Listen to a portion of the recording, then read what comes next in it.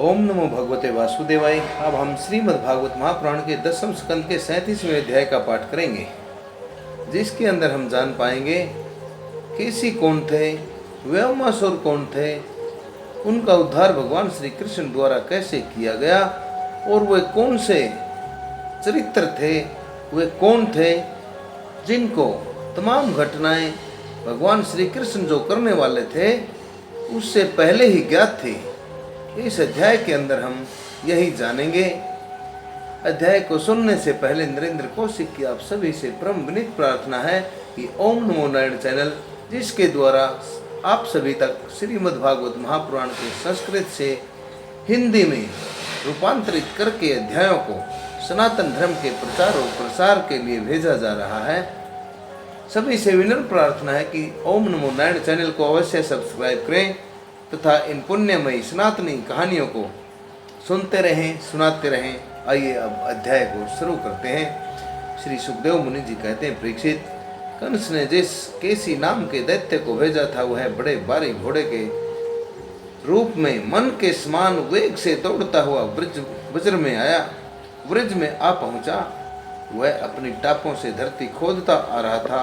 उसकी गर्दन के छितराए हुए बालों के झटके से आकाश के बादल और विमानों की भीड़ तितर बितर हो रही थी। उसकी भयानक हिनहिनाहट से सभी के सब डर से कांप रहे थे। उसकी बड़ी बड़ी आंखें थी, मुंह ऐसे था जैसे किसी वृक्ष का खोडर ही हो। उसे देखने से ही डर लगता था। उसकी बहुत मोटी गर्दन थी, शरीर इतना विशाल था कि मालूम होता था कि काली काली बादल की घटा है। उसकी नियत में पाप भरा हुआ था। वह श्री कृष्ण को मारकर अपने स्वामी कंस का हित करना चाहता था। उसके चलने से भूकंप होने लगता था। भगवान श्री कृष्ण ने देखा कि उसकी हिनहिनाहट से उनके आश्रित रहने वाला गोकुल भयभीत हो रहा है और उसकी पूंछ के बालों से बादल छितर बितर हो रहे हैं और वह लड़ने के लिए उन्हीं को ढूंढ भी रहा है। तब वे बढ़कर उसके सामने आ गए और उन्होंने शेर के समान गरज कर उससे ललकारा। भगवान को आया देखकर वह और भी चिढ़ गया और उनकी ओर इस प्रकार मुंह फैलाकर दौड़ा मानो आकाश को पी जाएगा। परीक्षित, सचमुच केसी का वेग बड़ा प्रचंड था। उस पर विजय पाना तो कठिन था ही, उसे पकड़ लेना भी आसान नहीं था। उसने भगवान के पास पहुंचकर तुलत्ती झाड़ दी, अर्थात दोनों लातों से एक ऐसे झाड़ सी लगाई, परंतु भगवान ने उससे अपने को बचा लिया। भला वह इंद्रियों से अतीत भगवान को कैसे मार सकते थे। उन्होंने अपने दोनों हाथों से उसके पिछले पैरों को पकड़कर, जैसे गरुड़ सांप को पकड़कर झटक देता है, ठीक उसी प्रकार क्रोध से घुमाकर बड़े अपमान के साथ 400 हाथ की दूरी पर फेंक दिया और स्वयं अकड़कर खड़े हो गए। थोड़ी ही देर के बाद फिर केसी सचेत हो गया, अर्थात उसकी चेतना लौट आई और वह दोबारा से उठ खड़ा हुआ। इसके बाद वह क्रोध से तिल मिलाकर और मुंह फाड़कर बड़े वेग से भगवान की ओर झपटा। उसको दौड़ते देख भगवान मुस्कुराने लगे। उन्होंने अपना बायां हाथ उसके पैर उसके मुंह में इस प्रकार डाल दिया जैसे सर्प बिना किसी आशंका के अपने बिल में घुस जाता है। परीक्षित, भगवान का अत्यंत कोमल हाथ भी उस समय ऐसा हो रहा था मानो तपाया हुआ लोहा हो। उसका स्पर्श होते ही केसी के दांत टूट टूट कर गिर गए और जैसे जलोधर रोग उपेक्षा कर देने पर बहुत बढ़ जाता है, वैसे ही श्री कृष्ण का भुज दंड उसके मुंह में बढ़ने लगा। अर्थात भगवान श्री कृष्ण का हाथ था जो वो केसी के मुंह में जाकर अपने आकार को और भी बढ़ाता गया और उसकी सांस के भी आने जाने का रास्ता रुक गया। अब तो दम घुटने के कारण वह पैर पीटने लगा। उसका शरीर पसीने से लथपथ हो गया, आंखों की पुतली उलट गई। वह मल त्याग करने लगा। थोड़ी ही देर में उसका शरीर निश्चेष्ट होकर पृथ्वी पर गिर पड़ा और उसके प्राण पखेरु उड़ गए। उसका निष्प्राण शरीर फूला हुआ होने के कारण गिरते ही पकी हुई ककड़ी के समान फट गया। महाभाव भगवान श्री कृष्ण ने उसके शरीर से अपनी भुजा को बाहर निकाल लिया। उन्हें इससे कुछ भी आश्चर्य या गर्व नहीं हुआ, क्योंकि बिना प्रयत्न के ही शत्रु का विनाश हो गया। देवताओं को अवश्य ही इससे बड़ा आश्चर्य हुआ। वे प्रसन्न होकर भगवान के ऊपर फूल बरसाने लगे और उनकी स्तुति करने लगे, प्रार्थना करने लगे। परीक्षित, देव ऋषि नारद जी भगवान के परम प्रेमी और समस्त जीवों के सच्चे हितैषी हैं। कंस के यहाँ से लौटकर वे अनायास ही अद्भुत कर्म करने वाले भगवान श्री कृष्ण के पास आ गए और एकांत में उनसे इस प्रकार कहने लगे, हे सच्चिदानंद स्वरूप श्री कृष्ण, आपका स्वरूप मन और वाणी का विषय नहीं है।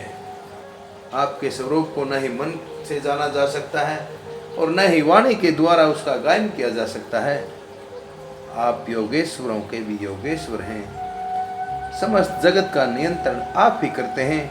आप सबके हृदय में निवास करते हैं और सबके सब आपके हृदय में निवास करते हैं। अर्थात आप तो सभी लोगों के, सभी प्राणियों के, सभी जीवों के, सभी जीवात्माओं के हृदय में निवास करते हैं प्रभु, लेकिन सब के सब आपके हृदय में निवास करते हैं। आप भक्तों के एकमात्र वांछनीय यदुवंश के शिरोमणि और हमारे स्वामी हैं। जैसे एक ही अग्नि समस्त लकड़ियों में फैल जाती है, वैसे ही एक ही आप समस्त प्राणियों के आत्मा हैं।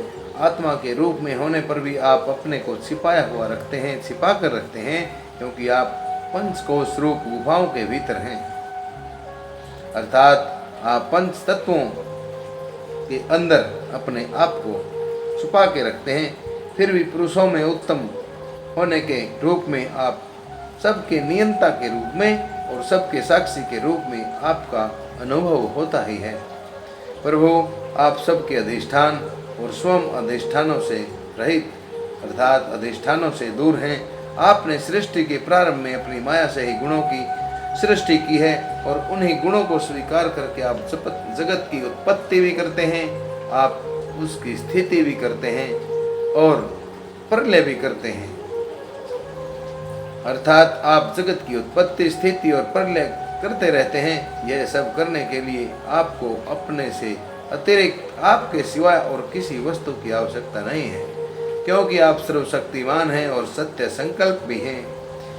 वहीं आप दैत्य, प्रमथ और राक्षसों का, जिन्होंने आजकल राजाओं का वेश धारण कर रखा है, विनाश करने के लिए तथा धर्म की मर्यादाओं की रक्षा करने के लिए यदुवंश में जन्म लिया है, यदुवंश में अवतीर्ण हुए हो। यह बड़े आनंद की बात है कि आपने खेल ही खेल में घोड़े के रूप में रहने वाले इस केसी दैत्य को मार डाला। इसकी हिनहिनाहट से डरकर देवता लोग अपना स्वर्ग छोड़कर भाग जा करते थे। प्रभु, अब परसों में आपके हाथों चाणूर, मुष्टिक, दूसरे पहलवान कोवल्यापीड़ नाम के हाथी और सोमकंस को भी मरते हुए देखूंगा। उसके बाद शंखासुर, काल यवन, मोर और नरकासुर का वध भी देखूंगा।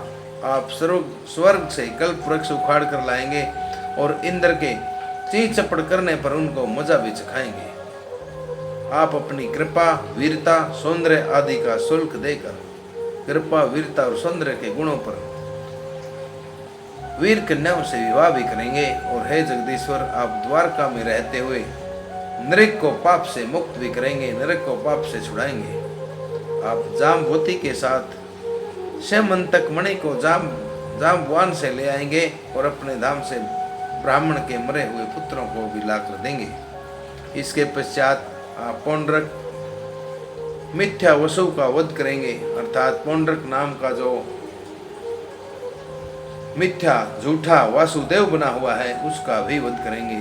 काशीपुरी को जला देंगे। युधिष्ठिर के राजसूय यज्ञ में चेदीराज शिशुपाल को और वहां से लौटते समय उसके मौसेरे भाई दंतवक्र को भी नष्ट करेंगे। प्रभु, द्वारका में निवास करते समय आप और भी बहुत से पराक्रम प्रकट करेंगे, जिन्हें पृथ्वी के बड़े बड़े ज्ञानी और प्रतिभाशील पुरुष आगे चलकर गाएंगे। मैं यह सब कुछ देखूंगा। इसके बाद आप पृथ्वी का भार उतारने के लिए काल रूप से अर्जुन के सारथी बनेंगे और अनेक अक्षौहिणी सेना का संहार करेंगे। यह सब मैं अपनी आंखों से देखूंगा। प्रभु, आप विशुद्ध ज्ञान घन हैं। आपके स्वरूप में और किसी का अस्तित्व तो है ही नहीं। आप नित्य निरंतर अपने परमानंद स्वरूप में स्थित रहते हैं, इसलिए सारे पदार्थ आपको नित्य प्राप्त ही हैं। आपका संकल्प अमोघ है। आपकी चिन्मयी शक्ति के सामने माया और माया से होने वाला यह त्रिगुण में संसार चक्र नित्य निवृत्त है, कभी हुआ ही नहीं। ऐसे आप अखंड एक रस सच्चिदानंद स्वरूप निर्तिशय ऐश्वर्य संपन्न भगवान की मैं शरण ग्रहण करता हूँ। आप सबके अंतर्यामी और नियंता हैं, अपने आप में स्थित हैं, परम स्वतंत्र हैं। जगत और उसके अशेष विशेषों भाव अभाव रूप सारे भेद विभेदों की कल्पना केवल आपकी माया से ही हुई है। इस समय आपने अपनी लीला प्रकट करने के लिए मनुष्य का सा श्री विग्रह मनुष्य कैसा रोग प्रकट किया है, और आप यदु वृषणी तथा सात्वत वंशियों के शिरोमणि बने हुए हैं। प्रभु, मैं आपको नमस्कार करता हूँ। आगे सुखदेव मुनि जी कहते हैं, महाराज परीक्षित, भगवान के परम प्रेमी भक्त देव ऋषि नारद ने इस प्रकार भगवान की स्तुति और प्रणाम किया। भगवान के दर्शनों के हालात से नारद जी का रोम रोम खिल उठा। उसके बाद उनकी आज्ञा प्राप्त करके वे चले गए। इधर भगवान श्री कृष्ण केसी को लड़ाई में मारकर फिर अपने प्रेमी और प्रसन्नचित ग्वाल बालों के साथ पहले की तरह पशुपालन के काम में लग गए और ब्रजवासियों को परम आनंद बांटने लगे। एक समय वे सब ग्वाल बाल पहाड़ी की चोटी पर गाय और पशुओं को जब चरा रहे थे तथा उनमें से कुछ तो चोर और कुछ रक्षक बनकर लुका छिपी अर्थात छिपने छिपाने का खेल खेल रहे थे। राजन, उन लोगों में से कुछ तो चोर और कुछ रक्षक तथा कुछ भेड़ बन गए थे। इस प्रकार वे निर्भय होकर बिना डर के खेल में रम गए थे। उसी समय ग्वालों का वेश धारण करके व्योम नाम का असुर वहां पर आया। वह मायावियों के आचार्य मैं असुर का पुत्र था और सोम भी बड़ा मायावी ही था।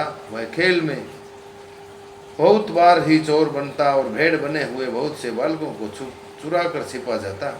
वह महान असुर बार बार उन्हें ले जाकर एक पहाड़ी की गुफा में डाल देता और उसका दरवाजा एक बड़ी चट्टान से ढक देता था। इस प्रकार ग्वाल बालों में केवल 4-5 बालक ही शेष बचे थे। भक्तवत्सल भगवान उसकी यह करतूत जानते भी थे। जिस समय वह ग्वाल बालों को लिए जा रहा था, उसी समय उन्होंने जैसे शेर भेड़िए को दबोच लेता है, उसी प्रकार उसे धर दबोचा। वह मसूर बड़ा बली था। उसने पहाड़ के समान अपना असली रूप प्रकट कर दिया और चाहा कि अपने को छुड़ा लूं, परंतु भगवान ने उसको इस प्रकार अपने शिकंजे में फांस लिया था कि वह अपने को छुड़ा न सका। तब भगवान श्री कृष्ण ने अपने दोनों हाथों से जकड़कर उसे भूमि पर गिरा दिया और पशुओं की भांति गला घोट कर मार डाला। देवता लोग विमानों पर चढ़कर उनकी यह लीला देख रहे थे। अब भगवान श्री कृष्ण ने गुफा के द्वार पर लगे हुए चट्टानों के पिहानों को तोड़ डाला और ग्वाल बालों को उस संकटपूर्ण स्थान से निकाल लिया। बड़े बड़े देवता और ग्वाल बाल उनकी स्तुति करने लगे और भगवान श्री कृष्ण ब्रज में चले गए।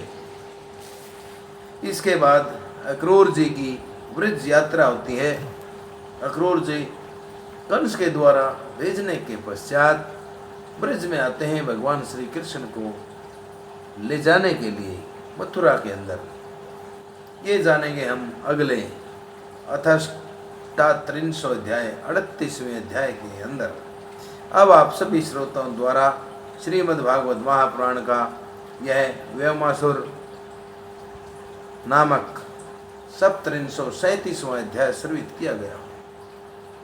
सभी श्रोताओं से बारंबार मेरी परम और विनीत प्रार्थना है, इन पुण्यमय सनातनी कहानियों को अपने बच्चों को सुनाएं, खुद सुने तथा आगे से आगे शेयर करें और सनातन धर्म के लिए, सनातन धर्म के प्रचार और प्रसार के लिए कृपा चैनल को सब्सक्राइब करना न भूलें। सब्सक्राइब करें और परम पुण्य के भागी बने। इन्हीं शब्दों के साथ आप सभी को पुनः